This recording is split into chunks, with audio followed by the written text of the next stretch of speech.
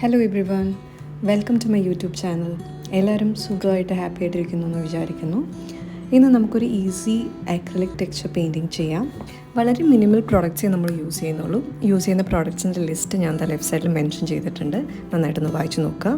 Texture elements create ചെയ്യാൻ വേണ്ടിയിട്ട് gesso ആണ് മെയിനായിട്ട് നമ്മൾ യൂസ് ചെയ്യുന്നത്. ഇവിടെ നിങ്ങളുടെ കയ്യിൽ ജെസ്സോ ഇല്ലയെന്നുണ്ടെങ്കിൽ ഹോം മെയ്ഡ് ജെസ്സോ എങ്ങനെ പ്രിപ്പയർ ചെയ്യാമെന്നുള്ളൊരു വീഡിയോ ഞാൻ ഓൾറെഡി എൻ്റെ ചാനലിൽ അപ്ലോഡ് ചെയ്തിട്ടുണ്ട്. അത് പോയി ഒന്ന് കണ്ടു നോക്കൂ. ഇനി നിങ്ങൾക്ക് പ്രോഡക്റ്റ് ലിങ്ക് വേണമെന്നുണ്ടെങ്കിൽ അത് ഞാൻ ഡിസ്ക്രിപ്ഷൻ ബോക്സിൽ മെൻഷൻ ചെയ്തിട്ടുണ്ട്. എപ്പോഴത്തേക്കും പോലെ നമ്മുടെ ഫസ്റ്റ് സ്റ്റെപ്പ് ക്യാൻവാസ് പ്രിപ്പറേഷന് വേണ്ടിയിട്ട് കുറച്ച് വെള്ളം നമ്മൾ ബ്രഷ് വെച്ച് അപ്ലൈ ചെയ്ത് കൊടുക്കുന്നുണ്ട്. ഇനി ഒരു ചെറിയ റൗണ്ട് ബ്രഷ് കൊണ്ടിട്ട് ഞാൻ ചെറുതായിട്ടൊരു ഔട്ട്ലൈൻ വരയ്ക്കുന്നുണ്ട് വേവിൻ്റെ ഏത് ഡയറക്ഷനിലേക്കാണ് വേവ് പോകുന്നതെന്ന് അറിയാൻ വേണ്ടിയിട്ട്. ഇനി വൈറ്റും ബ്ലൂവും കൂടെ ഈക്വൽ പാർട്സ് ആയിട്ട് മിക്സ് ചെയ്ത് ലെഫ്റ്റ് സൈഡിൽ, അതായത് നമ്മൾ വരച്ച ആ ലൈനിൻ്റെ ലെഫ്റ്റ് സൈഡിൽ ബ്ലൂവും വൈറ്റും ഈക്വലായിട്ട് മിക്സ് ചെയ്ത് നല്ല രീതിയിൽ ബ്ലെൻഡ് ചെയ്തെടുക്കാം. ഇനി റൈറ്റ് സൈഡിലായിട്ട് കുറച്ചുകൂടെ വൈറ്റ് ആഡ് ചെയ്ത് ബ്ലെൻഡ് ചെയ്ത് കൊടുക്കാം. സോ റൈറ്റിലേക്ക് പോകുന്തോറും വൈറ്റിൻ്റെ ക്വാണ്ടിറ്റി ആഡ് ചെയ്ത് വരാം. ഇനി ബോട്ടം ലെഫ്റ്റ് പാർട്ടിൽ ഞാൻ കൂടുതലായിട്ട് ഡാർക്കർ ഷെയ്ഡ് ഓഫ് ബ്ലൂ തന്നെയാണ് അപ്ലൈ ചെയ്യുന്നത്. ആദ്യം പേർഷ്യൻ ബ്ലൂ ഒരു ലെയർ എടുത്ത് അപ്ലൈ ചെയ്യുക. അതിനുശേഷം അതിനെ ഡാർക്കറാക്കുക. ഇനി അത് ചെന്ന് കണക്റ്റ് ചെയ്യുന്ന ആ ഒരു വൈറ്റും ഈ ബ്ലൂവുമായിട്ട് നല്ല രീതിയിൽ ബ്ലെൻഡ് ചെയ്ത് കൊടുക്കുക. ബേസിക്കലി ഒരു പെയിൻറ്റിങ്ങിൻ്റെ ഭംഗി അത് നല്ല രീതിയിൽ ബ്ലെൻഡ് ആകുമ്പോഴാണ്. സോ നല്ല രീതിയിൽ ഈ രണ്ട് പെയിൻറ്റ്സും കൂടെ മിക്സ് ചെയ്ത് ബ്ലെൻഡ് ചെയ്തെടുക്കുക. ഇനി ആ നടുവിലത്തെ പോർഷനിലും കുറച്ചുകൂടെ ഒരു കളർ വേണം തോന്നിയതുകൊണ്ട് കുറച്ചുകൂടെ പേർഷ്യൻ ബ്ലൂ അവിടെ ആഡ് ചെയ്തെടുക്കുന്നുണ്ട്. അക്രിലിക് പെയിൻറ്റിങ് വളരെ പെട്ടെന്ന് ഡ്രൈ ആയി പോകുന്നൊരു പെയിൻറ്റാണ്. സോ ഒരു 2-3 മിനിറ്റ്സിൽ തന്നെ ഡ്രൈ ആയി പോവും. ഡ്രൈ ആയി പോയി കഴിഞ്ഞാലുള്ള ഇതിൻ്റെ ഒരു പ്രശ്നം എന്ന് പറഞ്ഞു കഴിഞ്ഞാൽ ഷാർപ്പായിട്ടുള്ള എഡ്ജസ് ഉണ്ടാവും. ഷാർപ്പ് എഡ്ജസ് വന്നാൽ ഒരു പെയിൻറ്റിങ്ങിൽ ഭംഗി ഉണ്ടാവില്ല. അതുകൊണ്ട് അപ്ലൈ ചെയ്ത ഉടനെ തന്നെ നല്ല രീതിയിൽ ബ്ലെൻഡ് ചെയ്യാൻ ശ്രമിക്കാം. 3-4 സ്ട്രോക്സ് അങ്ങോട്ടും ഇങ്ങോട്ടും ഇട്ട് നല്ല രീതിയിൽ മിക്സ് ചെയ്ത് ബ്ലെൻഡ് ചെയ്തെടുക്കാം. ഹൈലൈറ്റ്സ് ചെയ്യാൻ പോകുന്നത് ഈ താഴെ കാണുന്ന ഈ ഒരു പോർഷൻ വേവിൻ്റെ സ്റ്റാർട്ടാണ് ബേസിക്കലി. അതിൽ നമ്മൾ വൈറ്റ് മിക്സ് ചെയ്യാതെ പേർഷ്യൻ ബ്ലൂ മാത്രം ഡാർക്കറായിട്ട് ആഡ് ചെയ്ത് ഹൈലൈറ്റ് ചെയ്തെടുക്കാവുന്നതാണ്. ഇത്ര ആയിക്കഴിഞ്ഞാൽ നമുക്ക് ജെസ്സോ അപ്ലൈ ചെയ്ത് കൊടുക്കാം. ഇനി ഈ ക്യാൻവാസിൻ്റെ റൈറ്റ് ഹാൻഡ് സൈഡിലായിട്ട് വേവ് ഇങ്ങനെ തട്ടി തെറിച്ച് വരുന്ന രീതിയിലാണ് നമ്മൾ ഈ വൈറ്റ് അപ്ലൈ ചെയ്യാൻ പോകുന്നത്, അതായത് ജെസ്സോ അപ്ലൈ ചെയ്യാൻ പോകുന്നത്. പെയിൻറ്റിങ് നൈഫ് വെച്ചിട്ട് ആവശ്യമുള്ള ജെസ്സോ എടുത്ത് ആദ്യം തന്നെ നമ്മളൊരു ഔട്ട്ലൈനിങ് മാത്രമേ ചെയ്യുന്നുള്ളൂ. എത്ര ഒരു വേവ്സ് വരുന്നു എന്നുള്ള രീതിയിൽ ഒരു ഔട്ട്ലൈനിങ് മാത്രമേ ചെയ്യുന്നുള്ളൂ.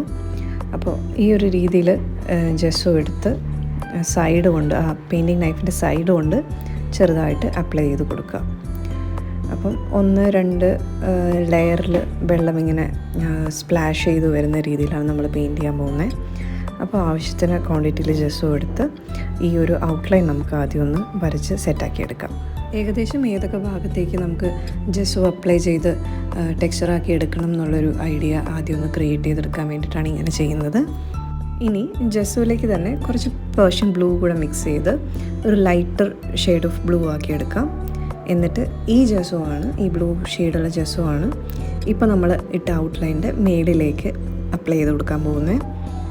അതായത് നമ്മൾ വരച്ച ബ്ലൂവും പെയിൻറ്റ് ചെയ്ത ബ്ലൂവും ടെക്സ്ചർ ചെയ്യുന്ന ബ്ലൂവും തമ്മിലൊരു ബ്ലെൻഡാക്കി എടുക്കാൻ വേണ്ടിയിട്ടാണ് ഇങ്ങനെ ചെയ്യുന്നത്.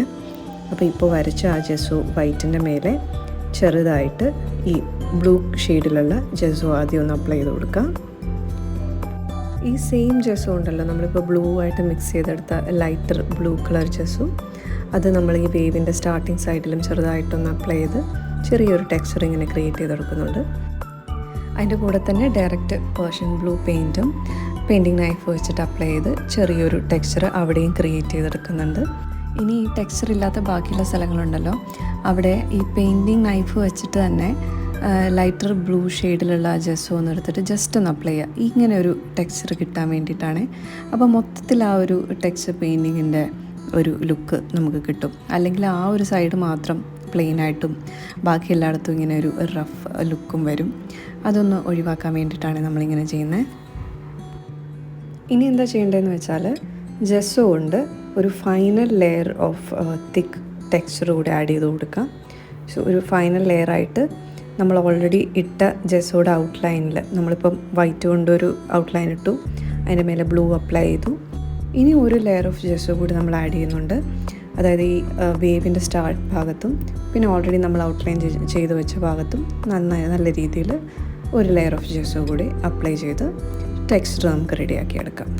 ഇനി ഒരു ഇമ്പോർട്ടൻറ്റ് കാര്യം നമ്മൾ എന്താ ചെയ്യേണ്ടതെന്ന് വെച്ച് കഴിഞ്ഞാൽ ഈ ക്യാൻവാസ് ബോർഡിൻ്റെ സൈഡ് കണ്ടോ, അത് വൈറ്റ് ആയിരിക്കും. കാരണം നമ്മൾ മേലെ മാത്രമേ കളർ അപ്ലൈ ചെയ്തിട്ടുള്ളൂ. അപ്പോൾ ഈ ഒരു സൈഡും കൂടി ഏതെങ്കിലും ഒരു കോമൺ കളർ, നമ്മുടെ പെയിൻറ്റിങ്ങിലുള്ള ഒരു കോമൺ കളർ എടുത്തിട്ട് ഈ ഒരു സൈഡും കൂടെ ഒന്ന് കവർ ചെയ്ത് കൊടുത്താൽ നമ്മുടെ പെയിൻറ്റിങ്ങിന് നല്ലൊരു ഫിനിഷ്ഡ് ലുക്ക് കിട്ടും. ബിഗിനേഴ്സിനായാൽ പോലും ഈസി ആയിട്ട് ചെയ്തെടുക്കാൻ പറ്റുന്ന ഒരു ടെക്സ്ചർ പെയിൻറ്റിംഗ് ആണിത്. നിങ്ങൾക്ക് എല്ലാവർക്കും ഇഷ്ടമായെങ്കിൽ please support me. Thank you for watching.